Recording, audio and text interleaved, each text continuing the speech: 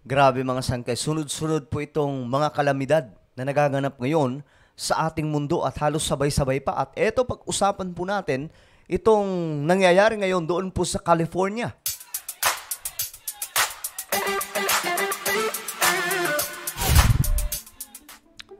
Magandang oras po sa lahat ng mga kaibigan po natin dyan, sa lahat po ng mga kababayan, mga solid sangkay. Eto nga po mga sangkay, nakaka-alarma itong nangyayari ngayon sa ating mundo, no? Dahil po sa halos sabay-sabay na po itong nagaganap na mga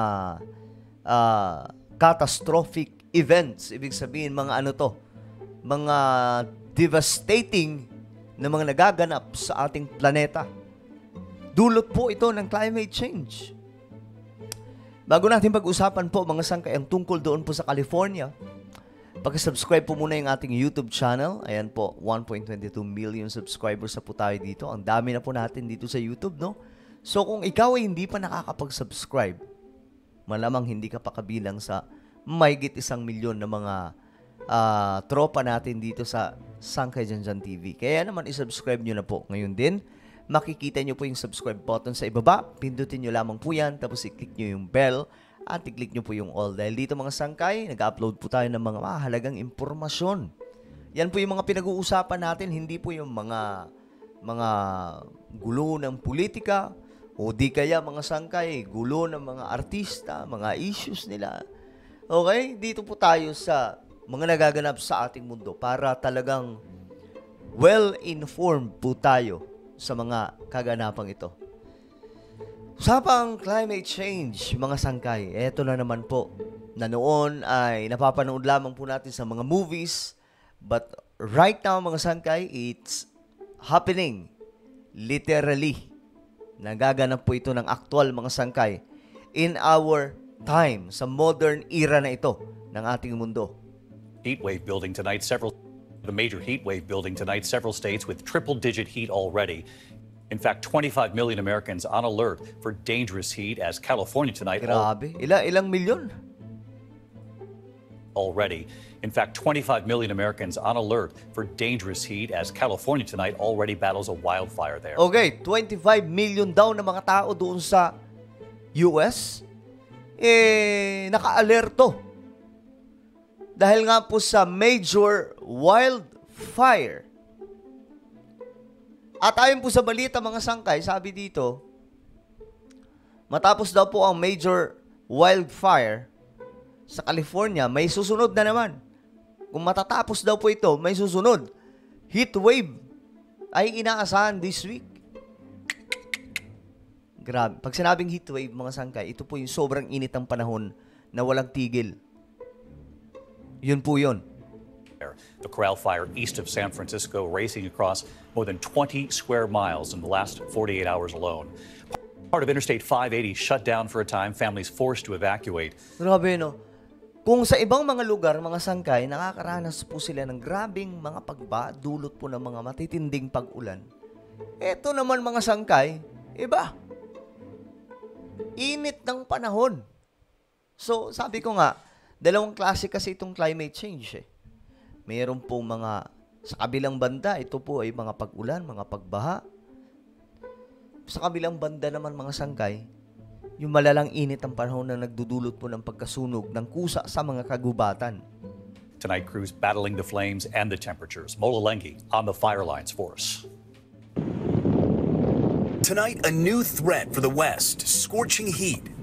475 firefighters already battling California's first major wildfire of the year. Grabe. The dry grass quickly going up near the town of Tracy. The Corral Fire incinerating more than 20 square miles east of San Francisco in the last... Grabe, tingnan nyo to, Tingnan nyo yan, mga sangkay, Ito yung naging damage. Oh my goodness. Grabing. Kaya pala 25 million ngayon ang naka-alerto, mga sangkay. East of San Francisco in the last 48 hours. The winds were fierce, 30 to 40 mile an hour sustained winds and 60 mile an hour gusts. People were saying they couldn't even stand up in those high winds. Two firefighters sustaining burns when the erratic winds changed direction expected to be okay. First time I walked over here, it was very hard to look at. It still is. Travis Curtis's parents evacuating as flames closed in on his childhood home, now destroyed by the fire. They left with the clothes Yan po, mga sangkay. Pati mga kabahayan na nakatayo doon, mga sangkay, wala na. on their back. And so... and came home to nothing. Came home to nothing. The start of the fire not far from the explosives testing facility belonging to the famed Lawrence Livermore National Lab. Authorities warning that fire season is now a year-round event. Usually we see the more intense fire activity in July, August, September. So we just want everybody to be prepared. So, pinaghahanda na po yung marami sa kanila. Mukhang mapaparami pa po itong mga ganitong klaseng event. Well, David, the National Weather Service issuing an excessive heat warning for millions here in California starting tomorrow, with temperatures expected to hit up to 108 degrees, prompting some real concerns about the heat, not just here in San Joaquin County, but throughout the West, David. Makes those firefighters. Okay, so ito pa mga sanggay. Tingnan po natin itong balita. Griffin is in Tracy, California. Dana, how serious is the threat? So ito po sinasabi dito matapos daw po itong major wildfire, malakas sa sunog mga sangkay, may papasok po. Ito po ay heat wave. Delikado po ito mga sangkay. Sobrang init na panahon. Extremely serious, Lester. Firefighters battling this blaze all weekend, but the risk is not over as a heat wave stretching across much of the Southwest threatens to produce additional wildfires. Nako. So may papapasok na naman mga sangkay na heat wave. So, magkakaroon na naman daw po ng additional na wildfires. Kusa na namang masusunog ang ibang parte ng mga kagubatan po nila.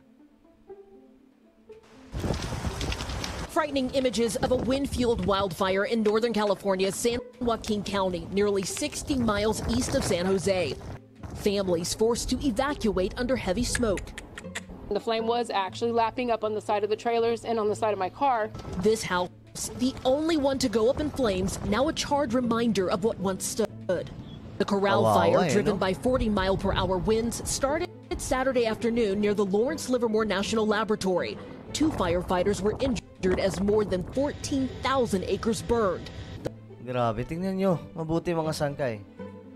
Tingnan nyo yan kung paano po kinakain ng pambira. Dito sa atin naman, nangyayari din po ito mga sangkay. Okay, nangyayari po itong usang pagkasunog ng mga kagubatan.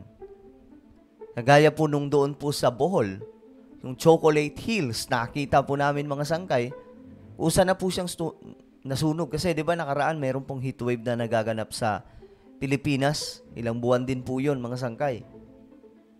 Ngayon, kitang-kita ko po yung actually, di lang naman ako kasi nung nandun ako, nagiging usap-usapan ng mga pupunta doon, bakit ganyan na, bakit sunog na yung mga Chocolate Hills.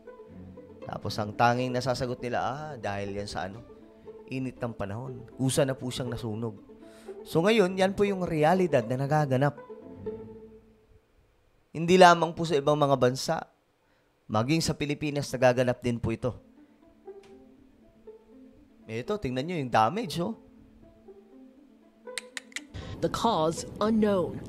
This week marks the first significant West Coast heat wave of the year. Coming off the heels of a wet winter, there's a lot more vegetation to burn.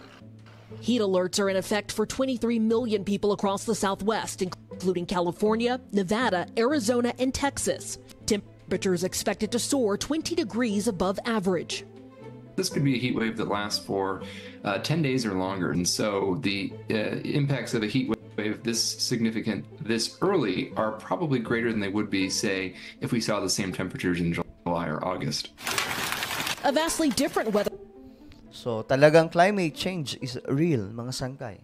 Ito na po yun. Bagamat wala pa po tayo sa 2030 na sinasabi po ng mga scientists na yun na daw po yung magiging umpisa ng kahirapan ng buong mundo dulot po ng mga catastrophic events mula po sa climate change. Ngayon pa lamang po mga sangkay, nararamdaman na po natin yung pag-alog nitong sinasabing climate change. Dahil pagdating sa 2030, wala na pong balikan yun. Yun na po yung magiging new normal. Mas lalo pong magiging mainit ang panahon at mas lalo pong lalakas ang mga bagyo at kung ano-ano pang mga weather events. Weather pattern taking shape in the Pacific Northwest. A pair of atmospheric rivers dumping heavy rain in Washington, causing multiple collisions and snarling traffic during the morning commute. Kung sa iba mga sangkay, may matinding heatwave. Dito naman mga sangkay, ulan naman na malala. From heavy rain to wildfires, just the beginning of a wacky week of West Coast weather. Dana Griffin, NBC News. Well, ito na yun, mga sangkay. Tayo pa naman sa Pilipinas, daanan po tayo ng mga bagyo, diba? Ay nako, so ano po ang inyong opinion mga sangkay sa mga nangyayari ngayon sa ating mundo? Na nakakabahala kung iisipin, i-comment nyo po sa ibaba. Meron po ako isang YouTube channel, ito po ay Sangkay Dyan Daily, hanapin nyo po sa YouTube. Then, i-subscribe nyo po, i-click ang bell at i-click nyo po yung all. Nag-upload po ako dito ng mga video, mga vlog, mga sangkay. At matutuwa po kayo sa mga video na ina-upload po natin dito. So ako na po ay magpapaalam. Mag-iingat pong lahat. God bless everyone.